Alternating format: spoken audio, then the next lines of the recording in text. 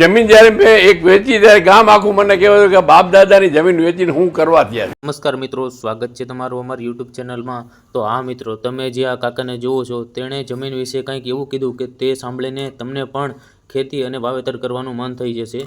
તો આપણે ખેતી એટલે આપણે કાંઈ નથી સમજતા. આપણે એમ માનીએ છીએ કે ખેતી એટલે ખાલી રખડવા પૂરતું છે. ખાલી આપણે કામે ચડી ગયા એટલે આપણે ખેતીનું મહત્ત્વ નથી સમજી શકતા. તો આ દાદાએ ખેતી વિશે એવી બધી વાતો કીધી છે જેને સાંભળીને આપણું હૃદય પણ ધ્રુજી ઉઠશે અને આપણે પણ કહેવા લગશું કે શું ખરેખર જમીનના આટલા બધા ફાયદા છે. તો જી હા મિત્રો, હું તમને આ દાદાનો વિડીયો પૂરો બતાવું છું. તે પહેલાં હું પણ તમને જણાવી દઉં કે તમને જો આ વિડીયો પસંદ આવ્યો હોય તો એક લાઇક જરૂરથી કરજો. અને આ મિત્રો, આ વિડીયો ખૂબ જ જાણવા જેવો છે. અને અત્યારે હાલમાં ખેડૂતો છે જે કંપનીવાળાને અને પોલ થાંભલાવાળા જે છે એને જમીન સસ્તા ભાવે આપી દેતા હોય છે. તો તેના માટે આ વિડીયો ખાસ છે અને આ દાદાની વાત એકદમ સાચી અને સચોટ છે. તો આ દાદાની વાત સાંભળ્યા જેવી છે. તો આપણે સાંભળીએ દાદાને. જમીન જ્યારે મેં એક વેચી ત્યારે ગામ આખું મને કહેવાયું કે બાપ દાદાની જમીન વેચીને હું કરવા થયા પડતી નથી. જે 20,000નો વીઘો લીધેલી જમીન આજે એ જમીનની કિંમત 60 લાખ 70 લાખ થઈ ગઈ. અરે ચિત્રોડની અંદર તો હમણાં મેં સાંભળ્યું 60 લાખનો વીઘો. દીકરી દેવી છે પણ તમારે જમીન છે કે નહીં? જમીન હોય તો મારી દીકરી ખેતી નહીં કરે. હવે આ કયા જાતની વિસંગતતા. અને એટલા માટે દીકરાની ઉંમર અત્યારે 30 થી 32 35 વર્ષ થઈ છતાં કન્યાઓ મળતી નથી. ભેં પણ ત્યાં તો બાંધી હોય, ગા પણ ત્યાં બાંધી હોય અને બાજરો દળીને ત્યાં રોટલા ખવડાવે. એટલે શહેરની પ્રજાને તો એ 500 રૂપિયાની થાળી ભલે હોય પણ એ સસ્તી લાગે. ખેતીમાં વાડી આવે તેને ખબર જ નથી કે આમાં ક્યાં થાય છે. મગફળીનો ડોડો જમીનમાં થાય છે કે છોડવા ઉપર તેને ખબર જ નથી. એકાદું વર્ષ મોડું જાય પણ જમીન વેચતા નહીં. એ જમીન મેં ત્યાં 85,000નો વીઘો વેચી હતી.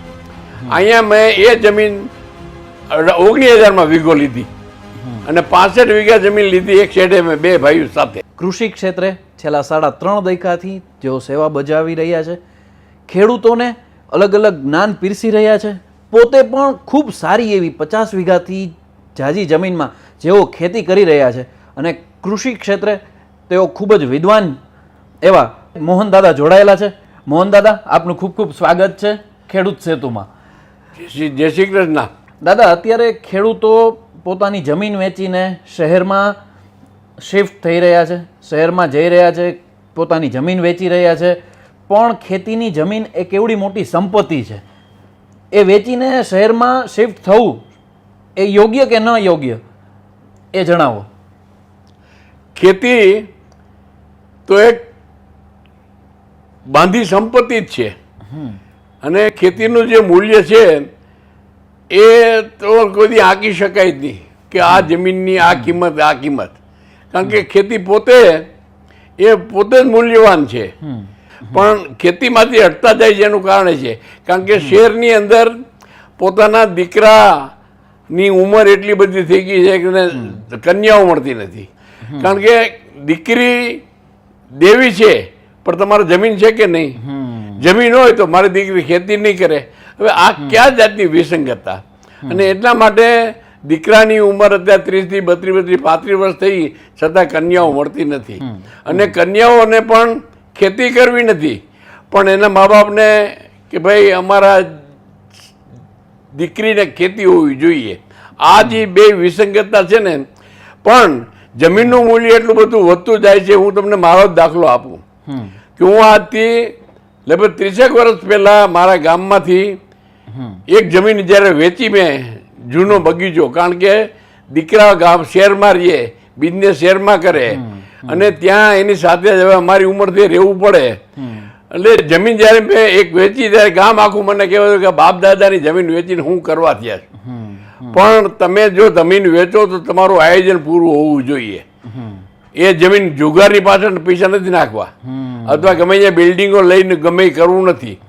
પણ મેં ત્યાંથી જમીન વેચી અને તરત જ એ જ પૈસા લાવીને તરત જ જમીન મેં 65 વીઘા જમીન લીધી. એ જમીન મેં ત્યાં 85,000નો વીઘો વેચી હતી. અહીંયા મેં એ જમીન 19,000માં વીઘો લીધી અને 65 વીઘા જમીન લીધી એક શેઢે મેં બે ભાઈઓ સાથે.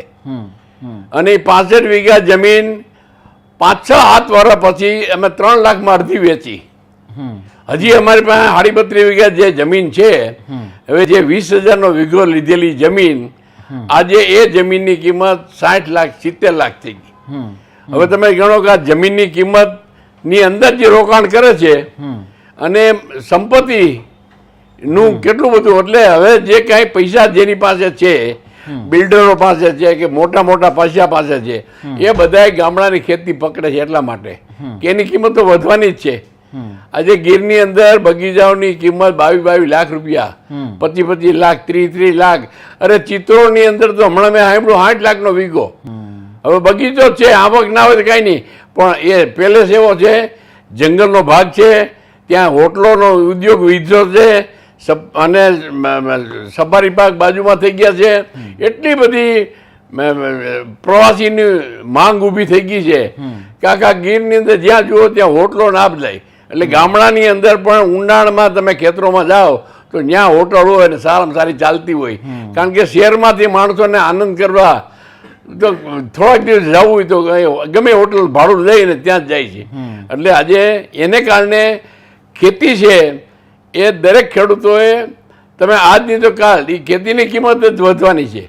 જો તમારું કાંઈક આયોજન હોય કે આના પછી મારે એવા સેન્ટરમાં જવું છે અને ખેતીની કિંમત વધતી જાય એવી, તો જમીન પણ એવી જ પકડવી કે ભવિષ્યમાં એનો ડબલ ગણા 3 ગણા પૈસા થાય. બાકી નહીંતર ખેતી પોસાય એમ નથી.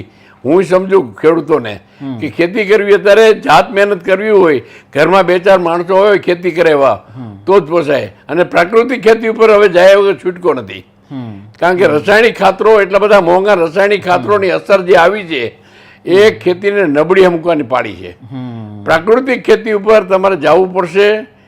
હવે એના માટે ગૌશાળાઓ, ગાયો, ગીર ગાયોનું સંવર્ધન કરવું પડશે. ચોખ્ખા દૂધ તો જ મળશે. અને ગાય એક એવી પ્રાણી છે કે જેનું દરેક વસ્તુ, દૂધ, ગૌમૂત્ર, છાણ, આ બધી વસ્તુ કામ. ગૌમૂત્રની અંદરથી હવે તો ઘણા લોકો અર્ક બનાવે છે, દવાઓ બનાવે છે, ગાયના છાણનો પણ ઘણો બધો મોટો ઉપયોગ કરે છે. એટલે આ બધી પ્રાકૃતિક ખેતી સાથે જોડાયેલા અને છતાં આપણે ઉત્પાદન આપતા પ્રાણીઓ છે એની સાથે આપણે જોડાવવું પડશે અને પ્રાકૃતિક ખેતી ઉપર જવું પડશે. અને ખેતીની અંદર ખાલી ખેતી નહીં, અત્યારે તો મધની પેટીઓ પણ મૂકે છે કે તમારે સારું ઉત્પાદન લેવું હોય, એક મધની પેટી મૂકો અને મધ ઉત્પન્ન કરી લ્યો. મધના ભાવ અત્યારે 200 રૂપિયા કિલો, 300 રૂપિયા કિલો છે. એટલે આવું ગમે તે વિચારીને પણ તમારી ખેતીને આબાદ કરવી હશે અને ઘરના માણસો કામ કરનાર છે.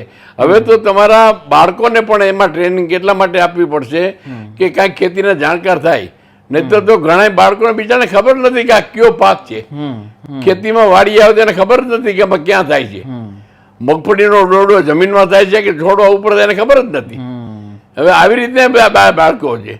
તમારો ગાજર હોય તો એને કોથમરી કહેવા મળે કે કોથમરી છે, કારણ કે ગાજર, રતાળું ગાજર કોથમરી સરખી જ લાગે. એટલે કે કોથમરી એટલી બધી વાવી છે ત્યારે આપણે કેવું પડે કે બેટા એ આપણે ખેત ગાજર છે. એટલે હવે નવી પ્રજાને પણ આ શીખવાડવું પડશે. અને જેને ખેતી સાથે જોડાયેલા છે, ભલે તમે કરો નથી કંઈ નહીં, પણ તમારા પાસે જ્ઞાન તો હોવું જોઈએ કે આ ખેતીનું જ્ઞાન મારા વડીલો સાથે, મારા બાપ દાદાની ખેતી છે એટલા પૂરતું મને હોવી જોઈએ ખ્યાલ. એટલે હવે ખેતીનો ખેડૂત મિત્રો, તમે ખેતીને બરોબર, જો ભલે થોડી જમીન હશે પણ તોય ઉત્પાદન સારું મળશે તો પ્રાકૃતિક ખેતી ઉપર જશો અને સારું યાંત્રિકરણ ઉપર ખેતી કરશો. તો અત્યારે ઘણું બધું યાંત્રિકરણ આવી ગયું છે, નો ડાઉટ. નાનું યાંત્રિકરણ હોય તો જ પોસાય, મોટું યંત્ર તો આપણે લવું પોસાય નહીં ટૂંકી જમીન માટે.